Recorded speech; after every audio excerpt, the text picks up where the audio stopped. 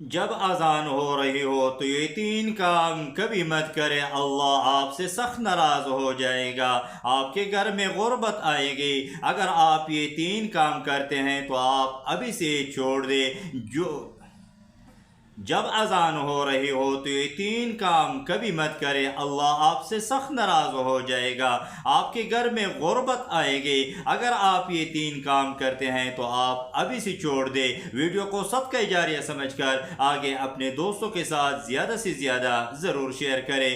دیکھیں، جب اذان ہو رہی ہو تو سب سے پہلا کام جو آپ نے نہیں کرنا ہے وہ یہ ہے، اگر آپ ہنس رہے ہیں یا باتیں کر رہے ہیں تو یہ کام نہ کریں، باتیں کرنا بند کر دے۔ نمبر 2، جب اذان ہو رہی ہو اگر آپ کا ٹی وی چل رہا ہے یا موبائل استعمال کر رہے ہو تو وہ بند کر دے۔ نمبر 3، خواتین کا سر اگر ننگا ہے تو وہ کوشش کرے کہ سر پر دوپٹہ لے لے۔